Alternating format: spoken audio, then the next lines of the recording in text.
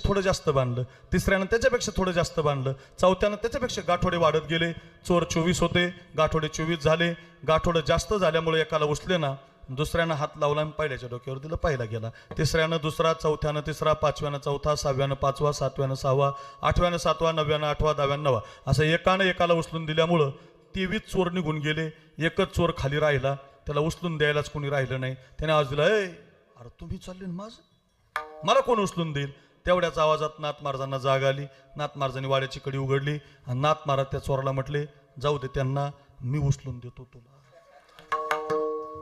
तुमच्या मानकोलीत असा एखादा असला तर सांगा, थांबतो 2-4 दिवस मुक्कामाला. अहो, काड्याच्या पेटीतली काडी देऊ शकत नाही आपण, घरातलं सोनं चोरांच्या डोक्यावर उचलून दिलं महाराज. किती श्रीमंत असतील बरं नाथ महाराज. जाऊ द्या सोन्याची वाड्याची श्रीमंती काय ऐकता, नाथ महाराजांची खरी श्रीमंती इतका सुंदर भाव होता. द्वारकेची मूर्त एक नाथा घरी, विश्वाचा मालक 36 वर्ष त्यांच्या घरी काम करत होता. न सांगता करी सर्व काम, न सांगता करी सर्व काम, न सांगता करी सर्व काम, न सांगता करी सर्व काम.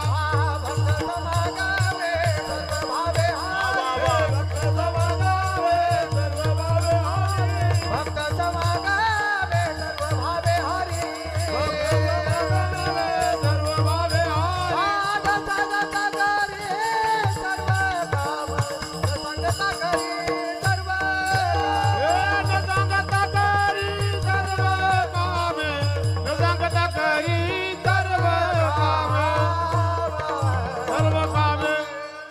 महाराज वा, धन्यवाद महाराज. काय गोड प्रमाण दिलो.